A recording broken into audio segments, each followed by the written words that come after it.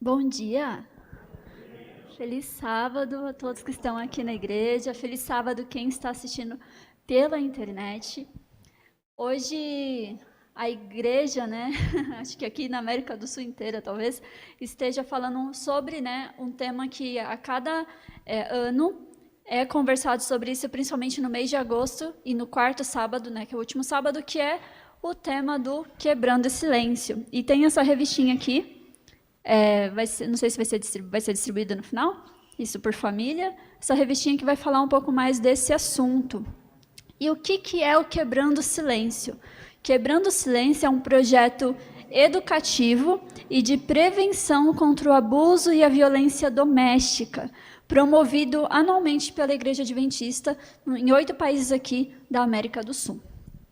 Então, se você não sabia o que era, agora você está sabendo. E eu gostaria, então, dentro desse tema, a gente vai conversar um pouquinho sobre as famílias, sobre o lar. E se o nosso lar é um campo de batalha ou um lugar de refúgio. Então, eu queria que você prestasse muita atenção em tudo que a gente vai conversar aqui hoje, tá bom? Gostaria de convidá-la a orar. Então, você pode fechar seus olhos, por favor? Oremos. Querido Deus que habita nas alturas do céu, graças te damos, Senhor, por mais um sábado que o Senhor nos concedeu. Agradecemos pela oportunidade de estarmos aqui na tua casa, ou até mesmo nas nossas casas, louvando o teu nome junto. Quero pedir aqui o seu Santo Espírito, pedir para que ele me use, mas pedir também para que ele alcance a cada coração aqui, que todos nós estejamos abertos ao seu Santo Espírito nesta manhã. Peço também uma porção dobrada dos seus santos anjos para que estejam acampados aqui e que não permita que nenhum ser do mal venha atrapalhar. Que o Senhor conduza tudo e que tudo seja feito para a tua honra e para a tua glória. Em nome de Jesus. Amém. Bom, alguns aqui na igreja me conhecem, mas como eu não sei quem está assistindo pela internet, deixa eu me apresentar, né? Meu nome é Adriana, eu tenho 32 anos e eu frequento aqui a igreja do Vila Buarque oficialmente, né, desde o ano passado. E fui convidada hoje a estar nessa manhã aqui com vocês para poder compartilhar a mensagem de hoje. E eu queria começar com um provérbio que fala assim, um provérbio chinês. Antes de começar o trabalho de mudar o mundo, dê 3 voltas dentro da tua casa. E eu fiquei pensativa com isso, por quê? Ainda mais nós, né, que conhecemos o Evangelho, que queremos ser missionários, às vezes a gente quer já alcançar o todo, mas às vezes dentro da nossa casa tem pessoas que não conhecem Jesus verdadeiramente, na nossa família tem pessoas que não conhecem Jesus verdadeiramente. E será que eu não sou responsável por isso? Por essas pessoas não conhecerem Jesus verdadeiramente? Então, antes de eu querer mudar, e isso pode ser tanto dentro do Evangelho quanto em qualquer outro aspecto da vida, antes de eu tentar querer mudar o mundo todo, preciso primeiro dar 3 voltas dentro da minha casa, para saber como está a situação ali. E por isso, eu queria que vocês pensassem, né? Porque no mundo a gente enfrenta o quê? Grandes desafios, tanto os nossos relacionamentos familiares quanto os afetivos. E isso por quê? Porque existe uma luta diária pela sobrevivência e as demandas estão cada vez maiores para satisfação dos nossos desejos. E tudo isso tem provocado o quê? Um forte impacto nas emoções e no comportamento das pessoas. E é por esse motivo que a gente precisa começar a pensar se a nossa casa, se o nosso lar está sendo um lugar de refúgio ou campo de batalha. Imagina você que trabalha fora, né? Hoje tem muita gente que está trabalhando dentro de casa, mas imagina você que trabalha fora, o dia inteiro resolvendo pepino no serviço. Chega em casa, você quer encontrar mais um campo de batalha? Não, você quer chegar e ter um lugar aconchegante, ter um lugar de refúgio, um lugar de paz. E como tem sido o seu lar? Seu lar tem sido esse lugar? Eu quero trazer para vocês, dentro do estudo de hoje, alguns textos que vão estar nesse livro aqui, ó, que é o livro O Lar Adventista. Eu ganhei esse livro quando a gente fez, o William e eu, quando a gente fez o curso de noivos. E nós começamos a ler antes de casar.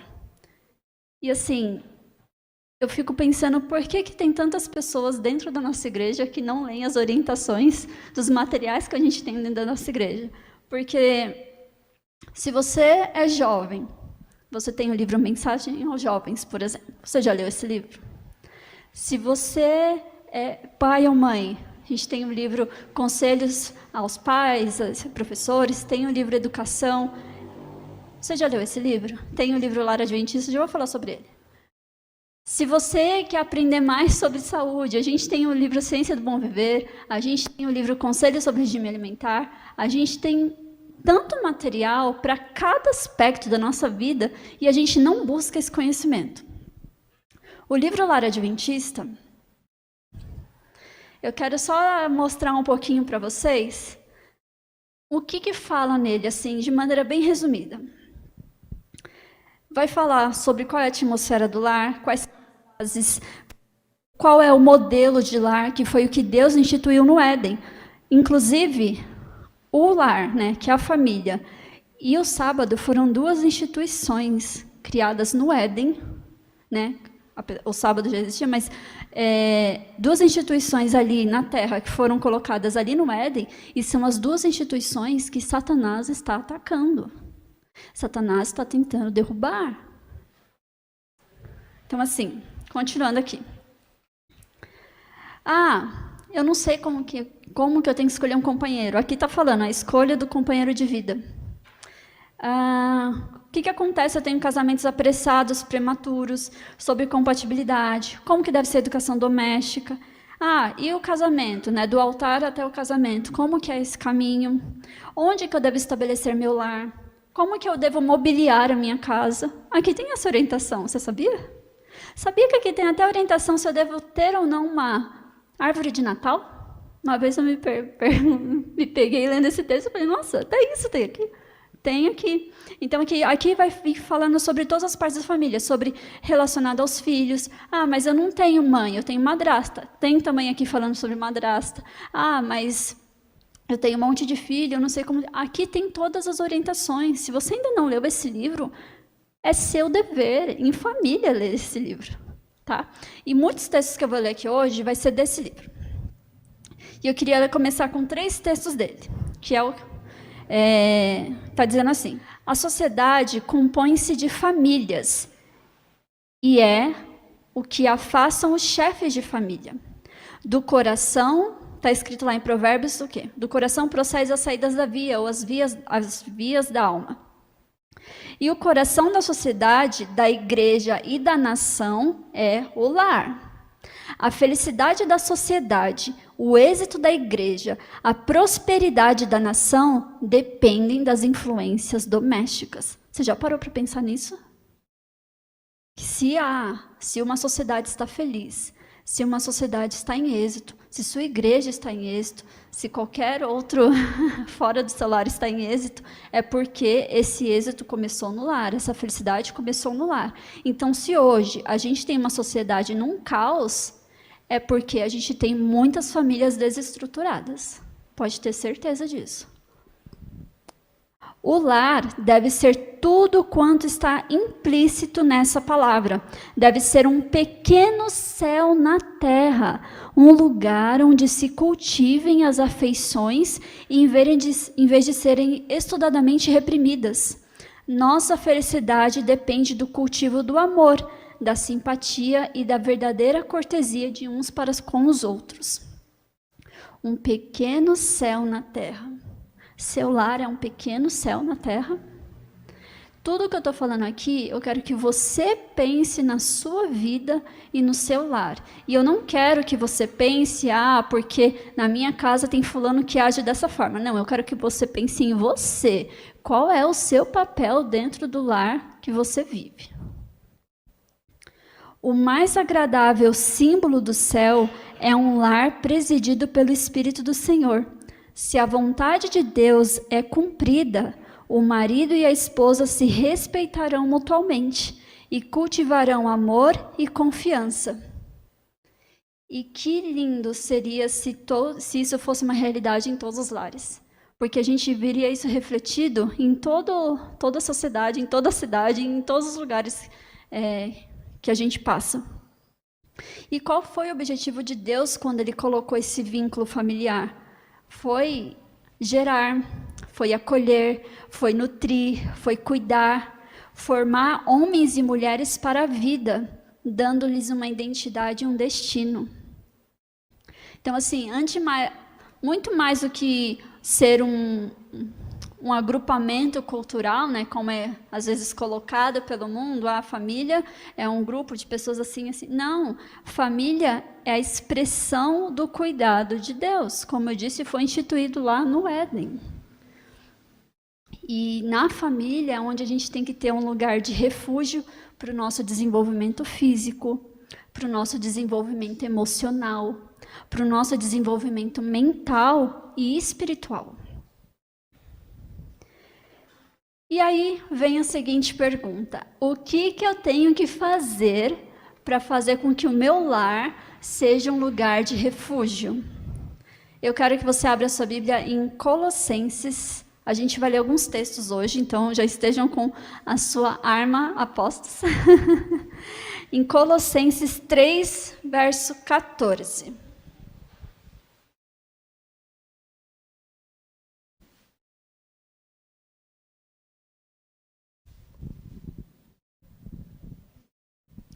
Lá em Colossenses, está escrito assim, 3, verso 14. Acima de tudo isto, porém, esteja o amor, que é o vínculo da perfeição. Então, hoje, a gente vai entender um pouquinho melhor sobre o que é esse amor e como que eu posso transformar o meu lar em um lugar de refúgio através do amor. E olha só, ele que é o vínculo da perfeição. Então, isso tem um propósito muito maior do que você imagina. Eu quero que você abra lá em 1 Coríntios 13. Esse texto é muito conhecido e a gente vai ler um pouco dele aqui.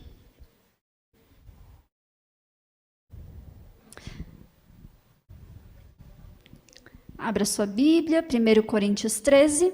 Está escrito assim, ainda que eu falasse as línguas dos homens e dos anjos, e não tivesse amor, seria como metal que soa ou como sino que tine.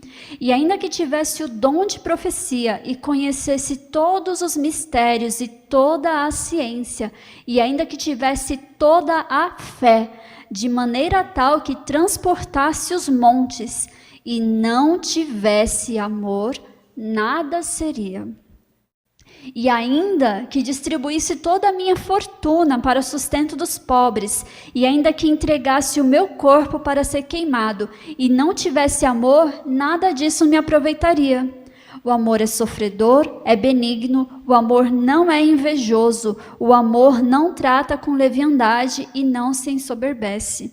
Não se porta com indecência, não busca os seus interesses, não se irrita, não suspeita mal, não folga com a injustiça, mas folga com a verdade. Tudo sofre, tudo crê, tudo espera, tudo suporta. O amor nunca falha. E lá no final fala assim, agora permanecem, pois, a fé, a esperança e o amor. E esses três, qual que é o maior deles? O amor. E olha só o que Ellen White fala aqui no Lar Adventista. O Senhor deseja que eu chame a atenção de seu povo para o capítulo 13 de 1 Coríntios. Leia este capítulo todos os dias e dele obtenha conforto e força. Aprenda com ele o valor que Deus dá ao amor santificado, nascido no céu, e deixe a lição que ele ensina chegar aos seus corações. Aprenda que o amor cristão é de origem celestial e que sem ele todas as outras qualificações são inúteis. A gente leu, não adianta eu ser o melhor em ciência, eu poder fazer tudo pelo mundo se eu não tiver amor. Disso não vale nada. O que está lá em Romanos 13, verso 10? Abre sua Bíblia aí. Romanos 13, verso 10.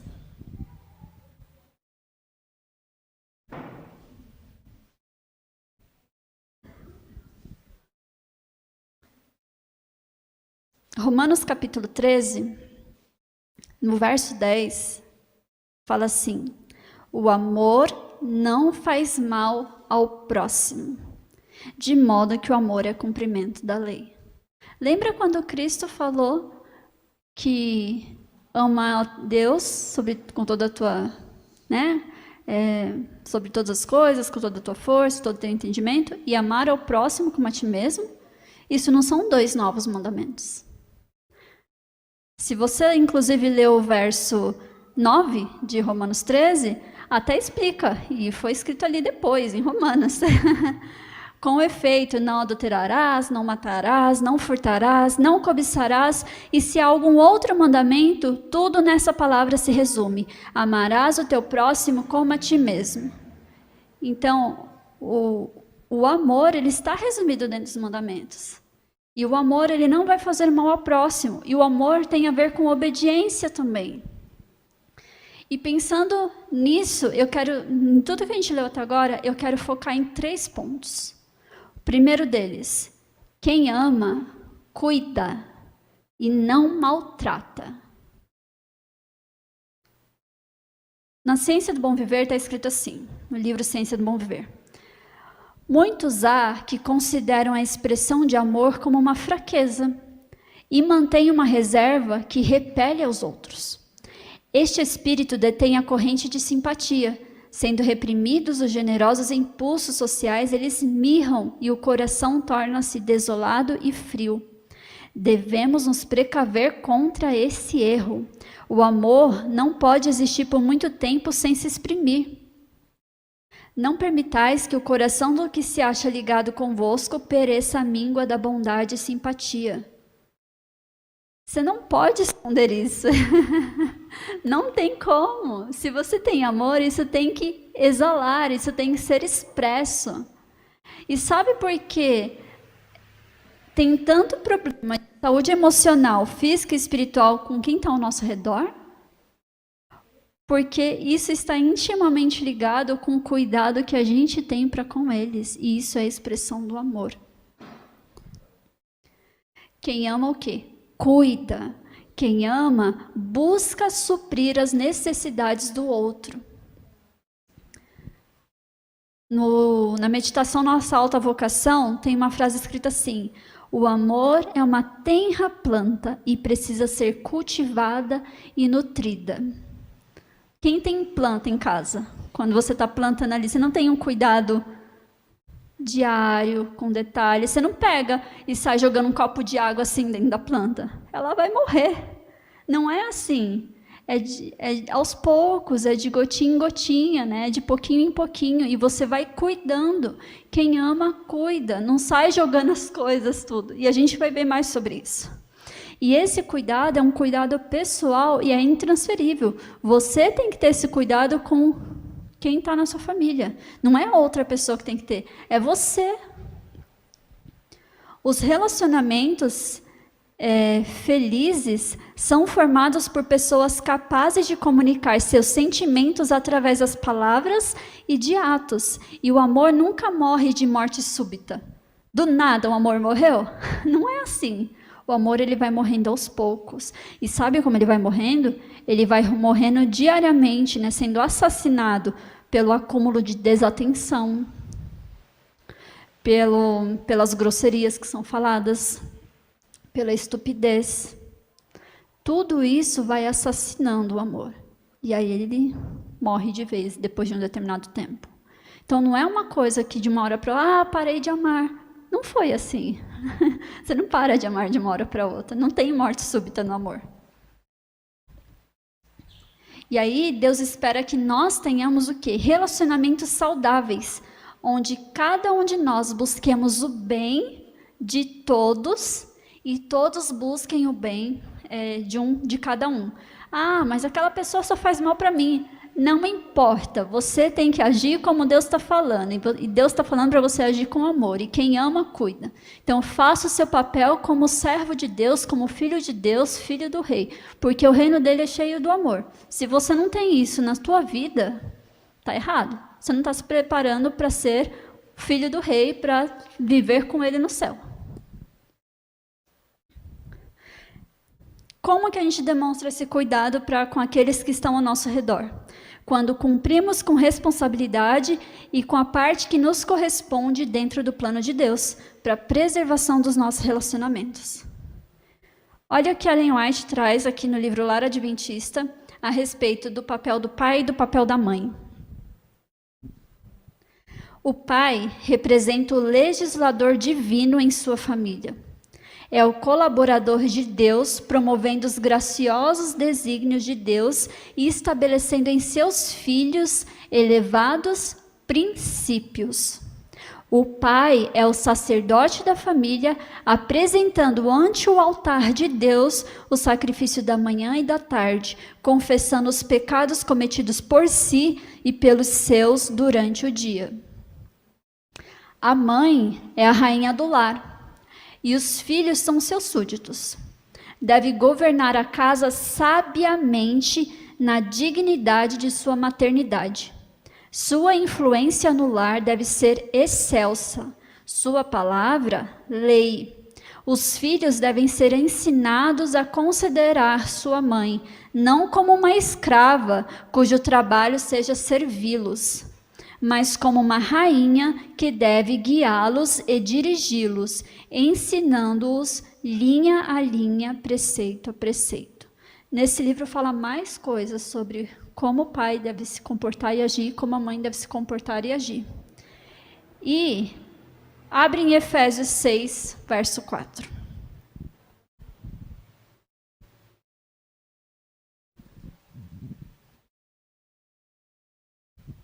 A gente está falando que quem ama não maltrata, né? E é exatamente isso. Olha só, em Efésios 6, verso 4. E vós, pais, não provoqueis vossos filhos a ira, mas criai-os na disciplina e na admoestação do Senhor. E disciplina não tem nada a ver com violência, nem que seja verbal e nem física. Não tem nada a ver com isso. Disciplina, ela é uma coisa fundamental para o desenvolvimento moral, para o desenvolvimento social e para o desenvolvimento espiritual da criança. Ah, mas quando eu fui criança foi feito assim, assim comigo. Quantos traumas você tem hoje, depois da vida adulta? Você já parou para pensar nisso? Que são coisas que talvez veio da sua infância? Você quer que seus filhos tenham traumas assim quando forem adultos? Tenham uma baixa autoestima, não sabe lidar com pressão, não sabe receber um não sabe um monte de coisa? Eu acho que não, né? Segundo ponto sobre o amor. Quem ama, respeita. Não agride, respeita. Quando você respeita uma pessoa, você demonstra um respeito com você mesmo. Então, se eu respeito uma pessoa, eu demonstro respeito comigo mesmo. E eu mostro também que eu também sou digno de ser respeitado. Se eu estou te respeitando, eu também mereço respeito. E o respeito me leva a tratar outra pessoa com dignidade.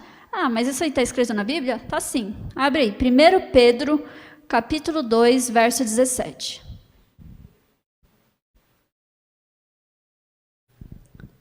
Lá está escrito assim, ó, 1 Pedro, capítulo 2, verso 17. Está lá no finzinho da Bíblia. Tratai todos com honra, amai os irmãos, temei a Deus, honrai o rei. Tratai a todos com honra. O respeito me leva a tratar a outra pessoa com honra e com dignidade. O respeito ele vem como consequência do amor. E quem ama valoriza as pessoas e as trata com dignidade. E o respeito, ele vai tirar o quê da vida? Ele vai eliminar as agressões verbais, as emocionais e as físicas. Vou te dar alguns exemplos. Como que eu demonstro respeito por uma pessoa? Digamos que eu estou conversando aqui com a Rita. E ela começa a me falar um monte de coisa. E eu estou aqui virada no meu celular, ouvindo ela, mas eu estou aqui atenta no meu celular. Você acha que eu estou respeitando a Rita? Acho que não, né? Porque se eu estivesse respeitando, eu estaria dando atenção e olhando para ela quando ela estivesse falando comigo. Quando eu promovo o diálogo, sem precisar alterar a voz para ser ouvido, né, de evitar querer ser o único que fala no relacionamento, eu também estou demonstrando respeito. Outro exemplo, eu prometi uma coisa e eu cumpri, eu estou demonstrando respeito. Agora, se eu prometo uma coisa e não cumpro, eu não estou demonstrando respeito. Tá? Eu demonstro respeito quando eu aceito as diferenças que existem entre nós ali na família. Cada um é diferente, cada um é único. E quando eu aceito as diferenças entre cada personalidade, eu estou demonstrando respeito. Quando eu respeito a individualidade do outro, não posso me esquecer de que a individualidade não significa independência. Cada um tem sua individualidade. Cada um, às vezes, quer ter o seu momento separado, quer ter o seu momento sozinho, e você precisa respeitar isso, a individualidade da pessoa. Não significa que ela não quer estar com você a todo momento, que ela não te ama. Não, mas que, às vezes, em algum momento, ela precisa estar um pouquinho reservada, ter uma privacidade. Isso é respeito também. Quando eu reconheço suas qualidades e as reforço e minimizo suas fraquezas. E esse é um ponto muito interessante. Por quê? Porque a gente tem uma mania de só falar quando a pessoa faz alguma coisa ruim.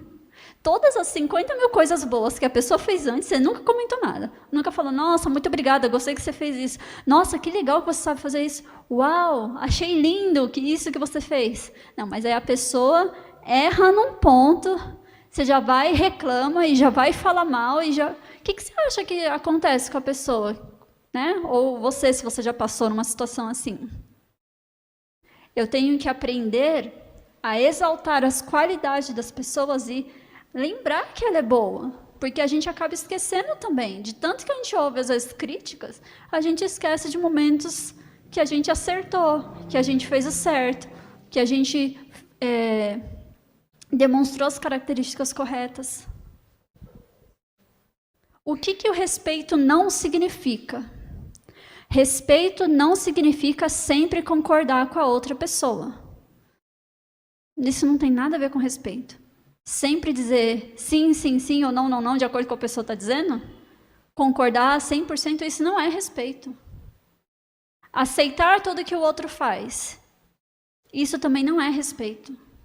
O respeito tem a ver com diálogo, o respeito tem a ver com aceitar as diferenças, entender os pontos de cada um. Submeter-se às coisas erradas que a outra pessoa pratica. E isso não tem nada a ver com respeito. Ah, não, mas é porque aquela pessoa é a minha autoridade e tal.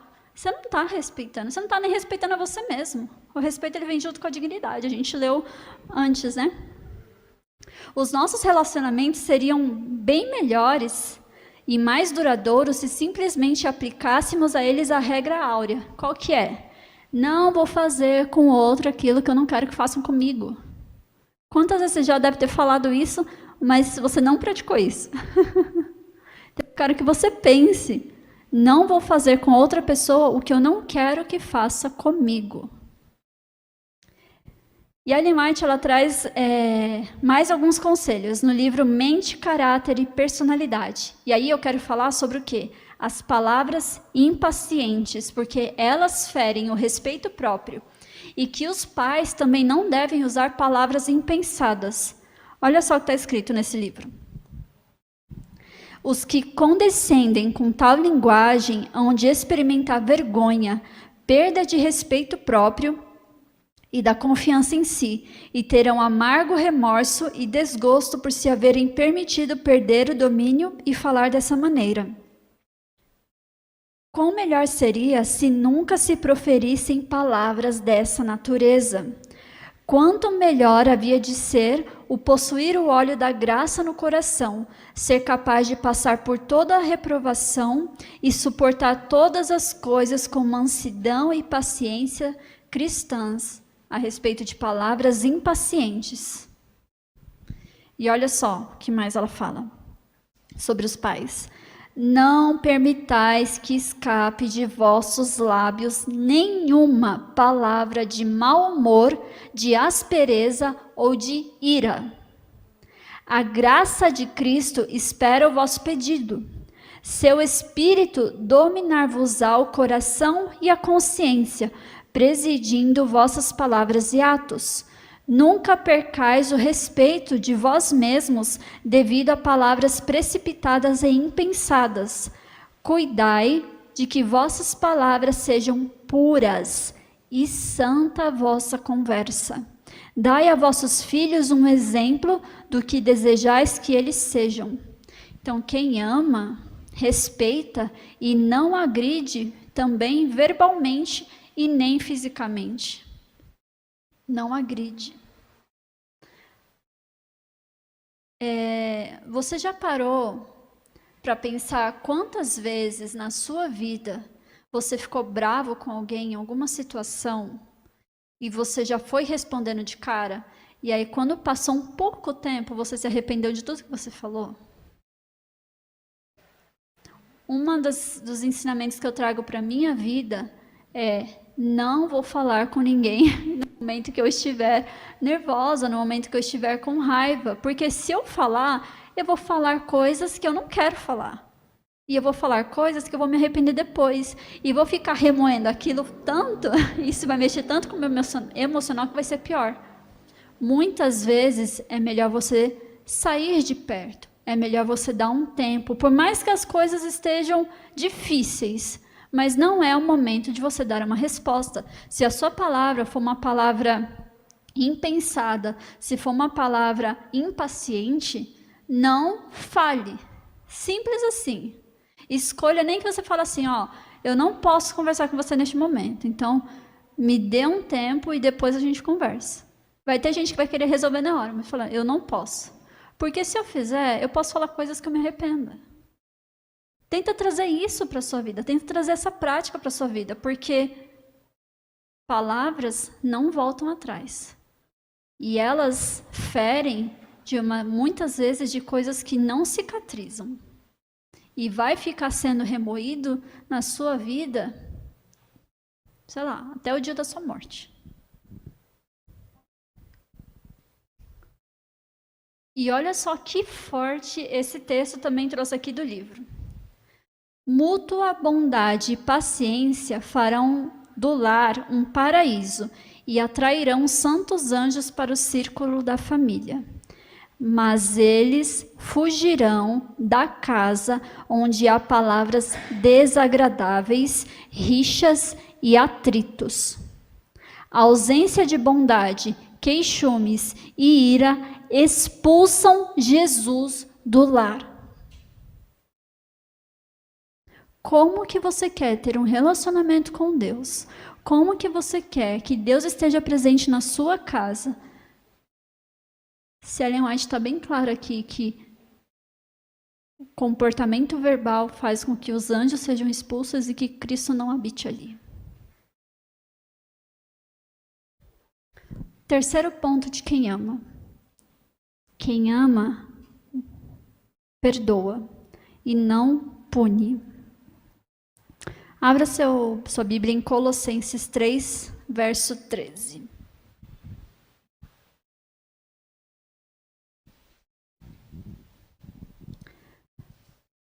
Lá em Colossenses está escrito assim, ó. Não fiquem irritados uns com os outros e perdoem uns aos outros, caso alguém tenha alguma queixa contra outra pessoa. Assim como o Senhor perdoou vocês, perdoem uns aos outros. Muitas vezes a convivência traz alguns desgastes, porque são pessoas que têm temperamentos diferentes, personalidades diferentes. E seria muito interessante se você pudesse com a sua família fazer um teste de qual que é o... Tem um teste que mostra quais são as 4... Esqueci a palavra. As 4 características de um temperamento, que é um melancólico, sanguíneo, colérico, e eu esqueci o outro nome. Isso seria muito interessante, por quê? Porque você vai conhecer melhor a personalidade da pessoa, e o temperamento não tem nada com caráter, tá? O temperamento é outra coisa. O caráter você desenvolve desde a infância. O temperamento é como se fossem algumas atitudes que a pessoa já toma pelo jeito dela ser. Mas isso não justifica nada também, tá? Por que é importante você conhecer isso? Porque você vai saber se às vezes um jeito da pessoa reagir, ou falar, ou se comportar tem a ver com a personalidade dela, ou se é um mau caratismo mesmo, né? Porque quem não tem convivência com Deus infelizmente vai ter, enfim. Por exemplo, uma pessoa que é totalmente organizada, assim, ó, coloca no armário as roupas por ordem de cor, por ordem de tamanho. Isso tem a ver com uma das características do temperamento dela, da personalidade dela. Porém, essa mesma pessoa que tem isso muito forte pode ser uma pessoa que seja impaciente quando você marca um horário com ela, fala assim, ó, vamos nos encontrar às 3h em tal lugar. Da 3h05 você não apareceu, ela já fica preocupada. Da 3h15 você não apareceu, ela já acha que você sofreu um acidente. Por quê? Porque é uma característica da personalidade dela, porque ela tem isso muito forte. Então, quando você conhece mais da característica das pessoas com quem você se relaciona, do temperamento delas, você aprende muita coisa e aprende a como entender também a outra pessoa. E muitas vezes, o jeito de agir, às vezes, não é nem grosseria, é resultado do temperamento da pessoa. Mas voltando a falar aqui, que quem ama, perdoa e não pune. Olha só, o perdão, ele tem que ser uma escolha que você escolhe fazer todos os dias, tá? E a falta de perdão, ela é assassina. Por quê? Porque ela vai matar os seus relacionamentos, ela vai matar a sua saúde, ela vai matar a sua alegria e ela ainda impede você de caminhar perto de Deus. Lá em Parábolas de Jesus, está escrito o seguinte. Lembra do texto de Cristo quando ele ensina lá a oração do Pai Nosso? Olha só. Se, porém, não perdoardes aos homens as suas ofensas, também vosso Pai não vos perdoará as vossas ofensas. Nada pode justificar o espírito irreconciliável. Nada pode justificar. Aquele que não é misericordioso para com os outros, mostra não ser participante da graça perdoadora de Deus. No perdão de Deus, o coração do perdido é atraído ao grande coração do infinito amor.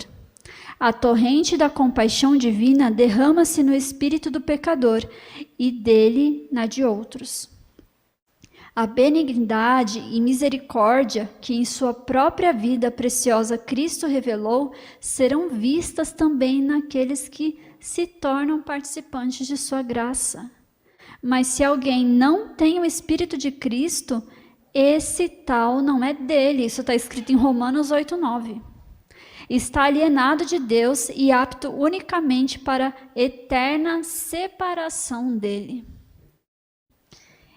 E lembrando desse texto que a gente leu aqui em Parábolas, né, e do texto que Cristo falou, né, do que ele ensinou, o perdão tem 4 importantes questões.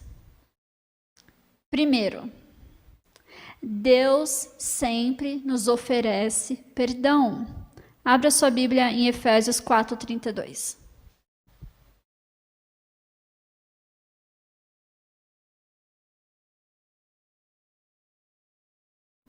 Olha o que está escrito lá.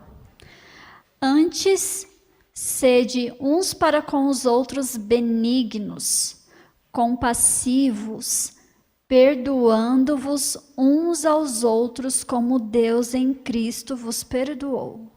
Então, Deus sempre nos oferece perdão. Efésios 4:32. Segunda característica, segunda questão, né? O perdão é libertador. Abra em Salmos 32, verso 1.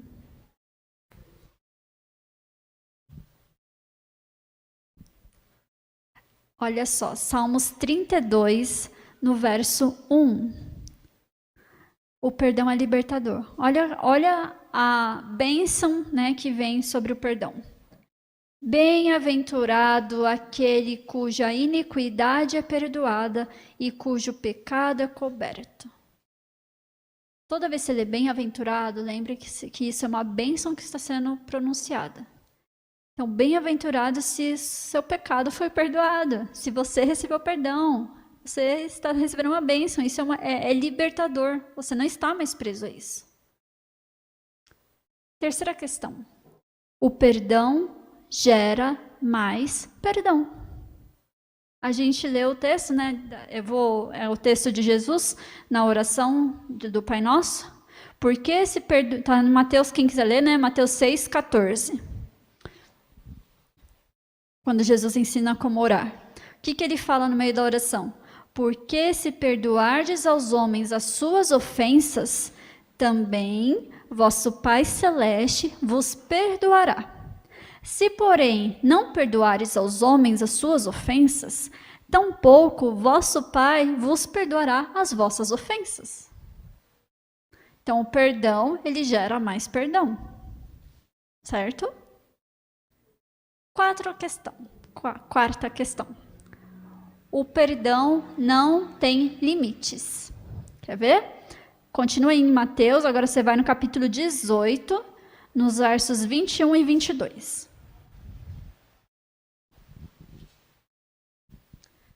Aquela situação de quando Pedro se aproxima de Cristo e pergunta: Senhor, até quantas vezes meu irmão pecará contra mim que eu lhe perdoe?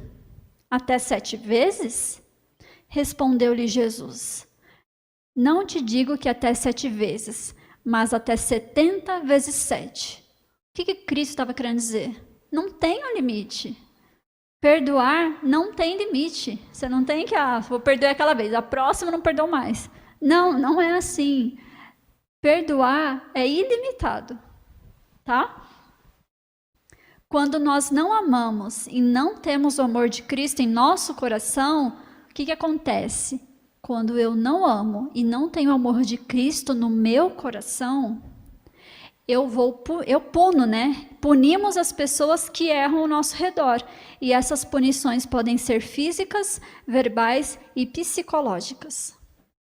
E esse tipo de punição vai prejudicar a autoestima, vai provocar tristeza, maus tratos, desrespeito e humilhação.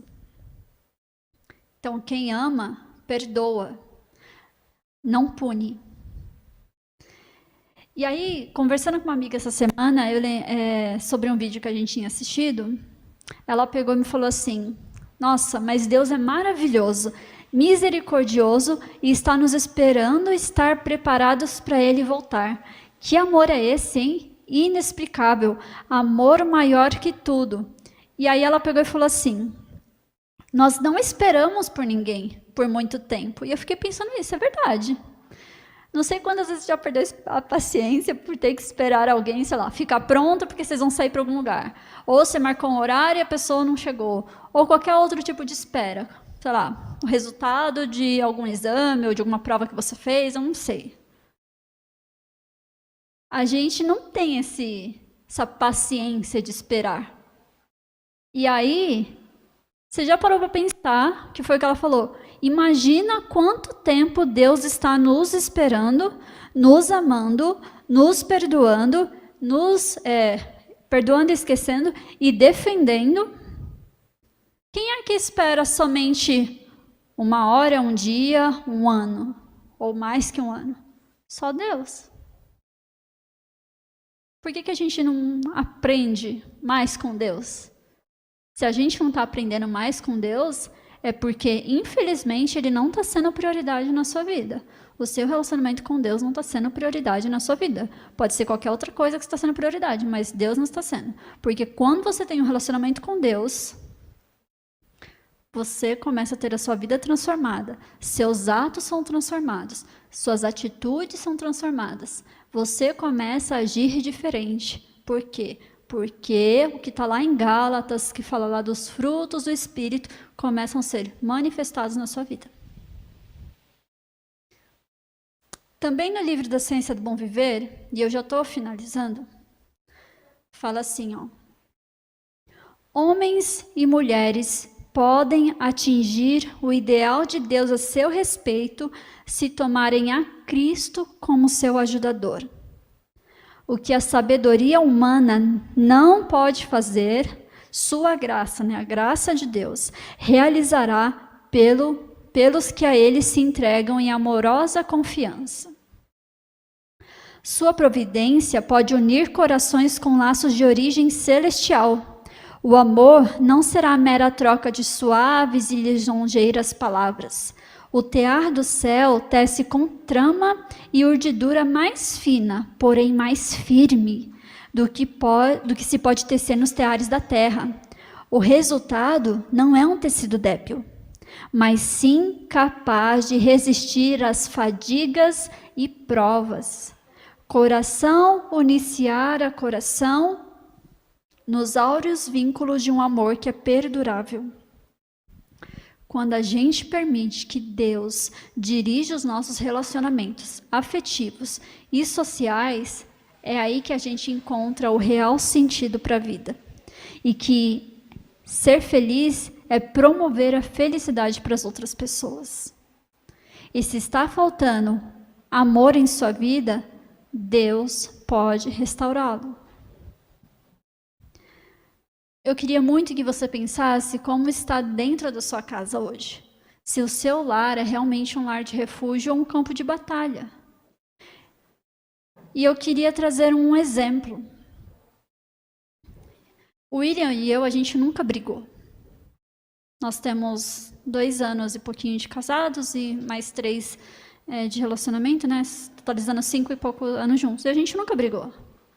Mas isso não tem a ver porque eu sou uma pessoa boa ou porque o William é uma pessoa boa ou qualquer coisa assim. Isso tem a ver porque a gente tem procurado colocar Deus dentro do nosso relacionamento.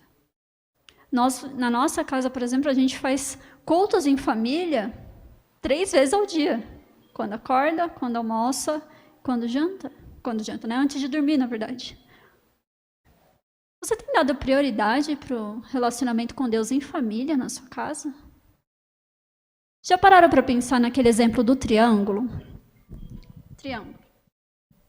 Não consigo fazer o triângulo direito aqui agora. Dentro de um relacionamento, Deus está aqui em cima. Você está desse lado. Seu companheiro está desse outro. Quanto mais perto você está de Deus, se os dois estiverem, quanto mais perto cada um estiver de Deus, mais próximo um vai estar do outro. Porque, né? Vai afunilando aqui. Queria que você pensasse nisso.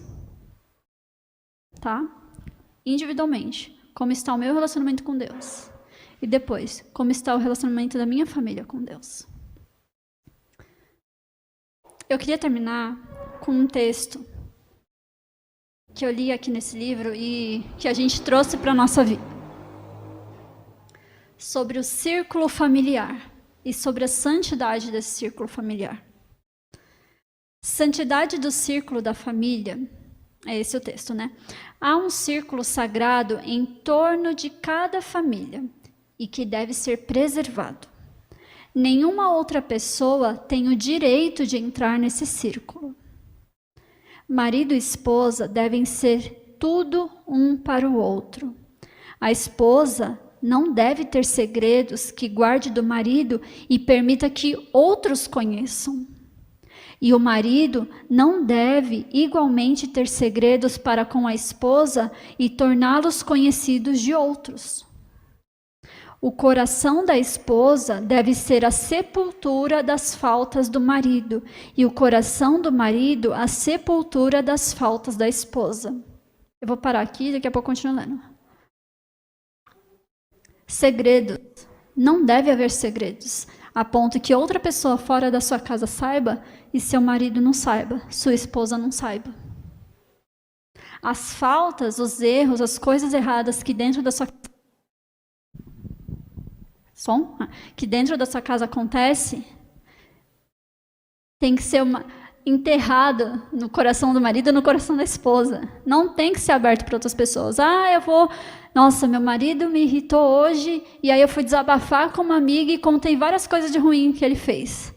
Você está espalhando o ódio, na verdade, porque você vai deixar outra pessoa com uma visão errada sobre seu marido de um momento que você estava triste e angustiado, que no momento de raiva você foi lá e falou.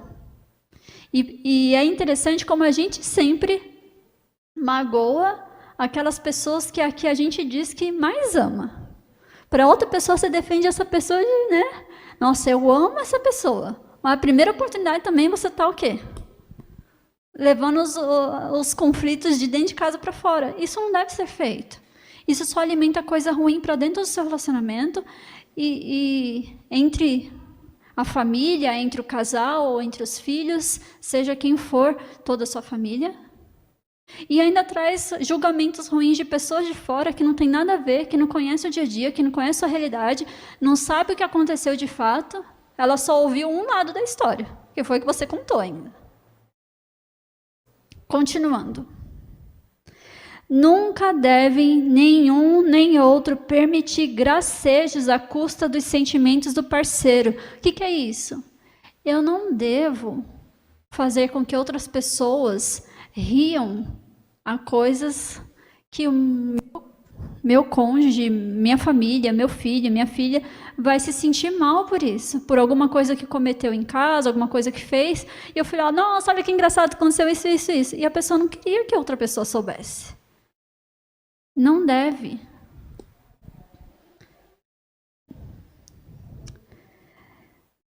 Não devem jamais, marido ou mulher, quer por brincadeira ou por qualquer outro meio, queixar-se um do outro para outras pessoas, pois a prática frequente desta imprudência, o que pode parecer uma brincadeira perfeitamente inocente, acabará em conflito entre ambos e talvez afastamento.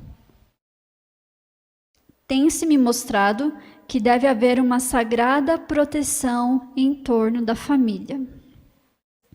O círculo do lar deve ser considerado como um sagrado lugar, símbolo do céu, espelho em que nos refletir a nós mesmos. Podemos ter amigos e associações, mas na vida do lar eles não devem interferir. Deve ter-se um forte senso de propriedade, experimentando-se sentimentos de tranquilidade, repouso e confiança. E quando você entender isso e colocar em prática isso na sua casa, na sua família, no seu lar, você vai ter um lar como um refúgio e não como um campo de batalha.